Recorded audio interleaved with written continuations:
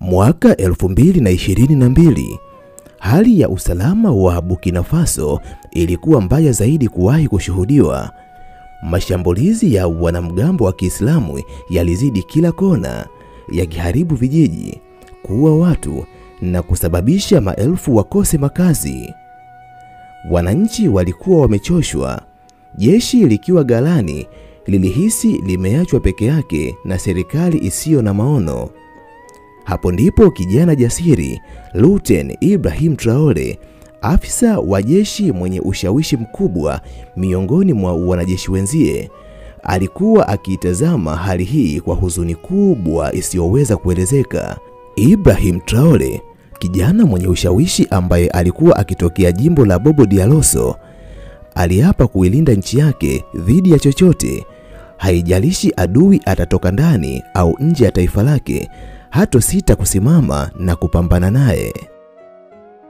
Siku moja mwezi wa Septemba, wakati akihudhuria kikao cha kijeshi kuhusu usalama wa taifa, Ibrahim Traore alisimama na kusema kwa sauti, "Tunapigana bila msaada.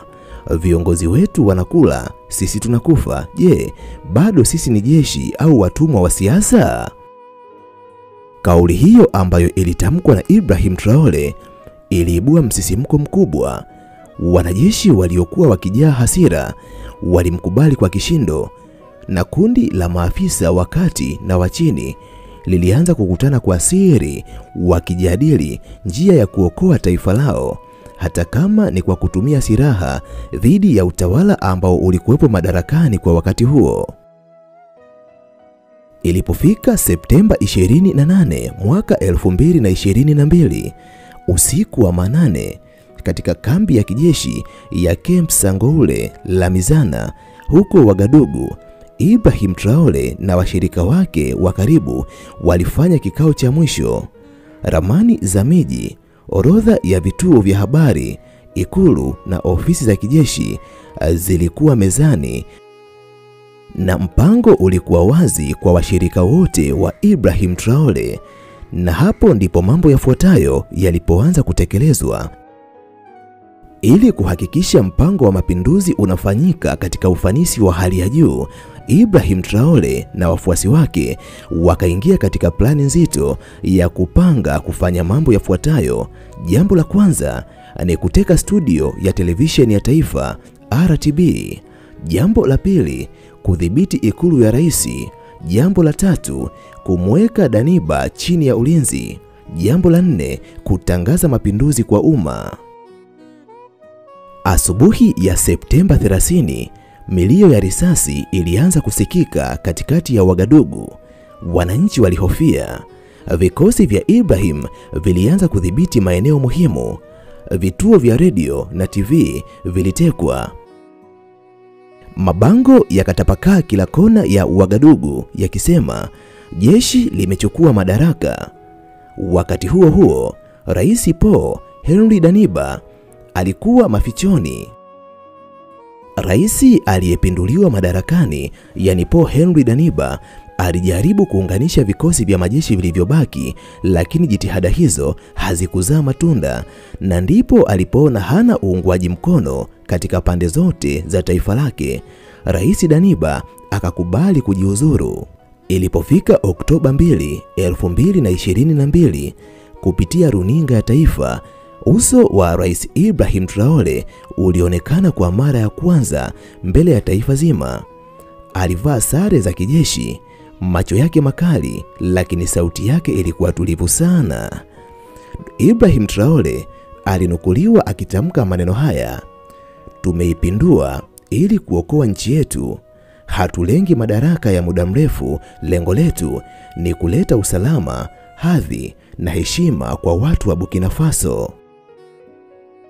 Kuanzia hapo, Ibrahim Traore aliungwa mkono na vijana pamoja na wanajeshi wa taifa la Burkina Faso. Sauti za watoto, wazee, vijana, watu wa kila rika zilisikika zikimtaka Rais Ibrahim Traore aendelee kuongoza taifa hilo katika kipindi cha mpito. Lakini changamoto zilikuwa nyingi. Mashambulizi hayakuisha. mivutano ya kimataifa iliongezeka maradufu zaidi ya ilivyokuwa mwanzo, na mashirika ya haki za binadamu yakaanza kuuliza maswali. Pamoja na maswali mengi yaliyoulizwa na vyombo mbalimbali vinavyojihusisha na haki za binadamu, lakini kwa wengi nchini Burkina Faso, Ibrahim Traore alikuwa tumaini lao jipya, kijana aliyesimama wakati wazee waliponyamaza na kukaa chini. Simulizi ya Ibrahim Traore si tu kuhusu bunduki na mapinduzi, ni simulizi ya kizazi kipya kilichochoshwa na ahadi zisizotekelezwa, kilichofuata mabadiliko kwa njia ya hatari lakini ya moja kwa moja. Katika kizazi cha vijana wa sasa, Ibrahim Traore anaonekana kama mfano wa kuigwa, huku watu wa mataifa mbalimbali katika bara la Afrika wakiwataka viongozi wao wamtumie Ibrahim Traore kama mfano wa kuigwa. Mpango wa Ibrahim Traore ulikuwa ni kutawala katika kipindi cha mpito, na baada ya hapo ni kuiacha nchi katika mikono salama tena katika ulimwengu wa kidemokrasia kama ilivyokuwa zamani. Lakini wananchi wa taifa hilo bado wanamtaka Ibrahim Traore aendelee kusimama kama kiongozi, kwani wamepoteza imani katika uongozi wa kiraia. Badala yake imani yao imeangukia katika uongozi wa kijeshi. Katika kipindi cha utawala wake, Ibrahim Traore, rais wa Burkina Faso, ameonyesha uongozi wa kipevu na mageuzi makubwa tangu alipochukua madaraka mnamo Septemba mwaka 2022. Yafuatayo ni miongoni mwa mambo ambayo ameyafanya katika kipindi cha utawala wake. Namba 1, mageuzi ya uchumi na viwanda. Katika kufanya mageuzi ya kiuchumi, Rais Ibrahim Traore alianzisha benki ya posta katika taifa lake, ambapo aliweka mtaji wa takribani dola milioni 25, lengo likiwa ni kukuza ujumuishaji wa fedha na kupunguza utegemezi wa kifedha kutoka nchi za magharibi. Na katika kufanya mageuzi ya viwanda, Ibrahim Traore aliweka kiwanda cha kwanza cha kusafisha dhahabu nchini, kilichozalisha kilo 93 za dhahabu safi kutoka tani 142 za malighafi, na hii inachukuliwa kama hatua muhimu katika kuongeza thamani ya rasilimali za ndani. Jambo jingine ambalo alilifanya ni kusimamia migodi ya dhahabu. Serikali ilichukua udhibiti wa migodi ya Boungou na Ouargnon kwa dola milioni 80 ili kupunguza bei kutoka dola milioni 300 na hivyo kuongeza kwa mapato ya taifa. Jambo jingine ni kuanzisha kiwanda cha usindikaji wa nyanya. Rais Ibrahim Traore alianzisha kiwanda cha usindikaji wa nyanya cha kwanza nchini, kilichozalisha juisi ya nyanya kwa kutumia malighafi ya ndani na hivyo kupunguza utegemezi wa bidhaa kutoka mataifa ya nje. Namba 2, mageuzi ya kilimo na miundombinu. Katika mageuzi ya kilimo na miundombinu, Rais Ibrahim Traore alifanya mambo yafuatayo. Jambo la kwanza ambalo alilifanya ni usambazaji wa vifaa vya kilimo. Serikali ilisambaza trekta zaidi ya 400, mashine za kulima 239, pampu za maji 710 na pikipiki 714 kwa wakulima wote. Lakini jambo jingine ambalo Rais Ibrahim Traore alilifanya katika mageuzi ya kilimo na miundombinu ni miundombinu ya nishati na maji, ambapo mradi wa Paseli umejenga mitambo mikubwa ya umeme katika taifa la Burkina Faso. Mpaka sasa katika vijiji vingi katika taifa la Burkina Faso kunapatikana umeme, jambo ambalo lilikuwa ni ndoto za kufikirika katika miaka ya zamani. Lakini pia taa ambazo zinatumia nishati ya jua zaidi ya 25,000 kwa shule zaidi ya 4,000 zimesambazwa kote. Hivyo kwa asilimia kubwa shule ambazo zinapatikana katika taifa la Burkina Faso hazina uhaba wa umeme kama ilivyokuwa mwanzo. Lakini kitu kingine ambacho Ibrahim Traore amekifanya katika uboreshaji wa mageuzi ya kilimo na miundombinu ni ujenzi wa bwawa la Sumendani. Ujenzi wa bwawa hili la umeme wa Sumendani unalenga kukuza maendeleo ya vijijini, kuongeza uzalishaji wa kilimo na kuboresha usalama na chakula. Namba 3, mageuzi ya utamaduni na utawala. Miongoni mwa vitu ambavyo amevifanya Traore ili kuhakikisha nchi yake inakuwa na mageuzi ya utamaduni na utawala ni kubadilisha vazi la mahakama. Ibrahim Traore aliagiza waamuzi kuvaa mavazi ya jadi ya Burkina Faso badala ya vazi la kimahakama la Ufaransa kama ishara ya kujivunia utamaduni na kupunguza athari za ukoloni, lakini pia kupunguza mishahara ya viongozi. Aliwapa viongozi wa serikali wakiwemo mawaziri na wabunge punguzo la 30% katika mishahara yao, huku akiongeza mishahara ya watumishi wa umma kwa 50%, hatua iliyoonyesha kujali ustawi wa wananchi.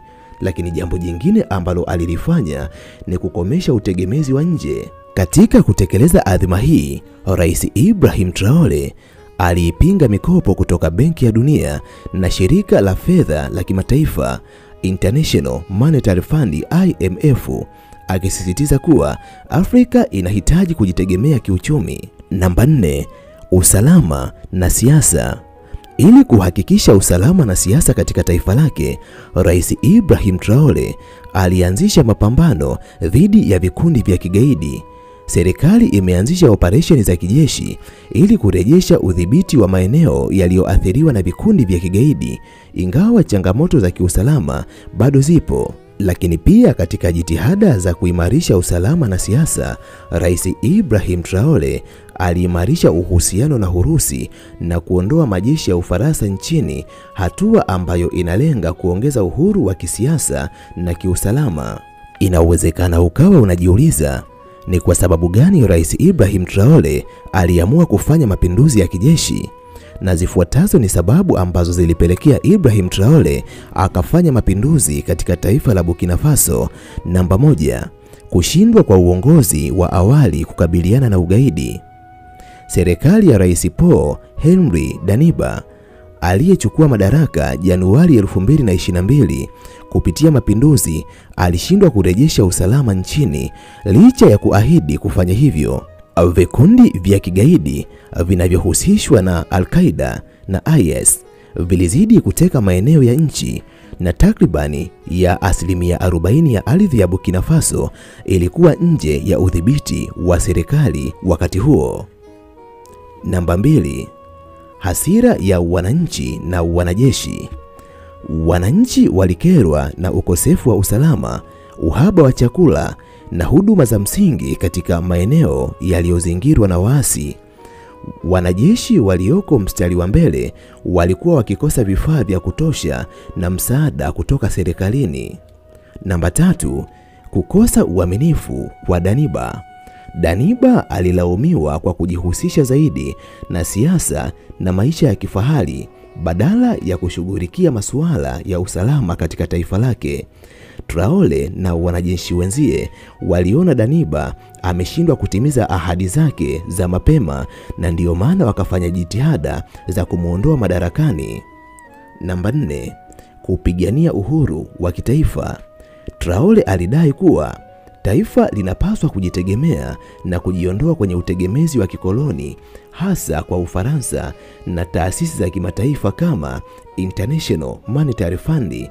Kwa hiyo, mapinduzi ya Traore yalikuwa ni jaribio la kuleta mabadiliko ya haraka, kurejesha usalama na kurejesha imani ya wananchi kwa jeshi na serikali. Mpaka hapo nimefikia mwisho wa simulizi fupi. Namna gani Traore alivyoingia madarakani, namna gani wananchi wake wanavyomchukulia, na ni namna gani Afrika inavyomchukulia na mashirika mbalimbali ya haki za kibinadamu yanavyomchukulia. Wewe una maoni gani kuhusiana na uongozi wa Ibrahim Traore?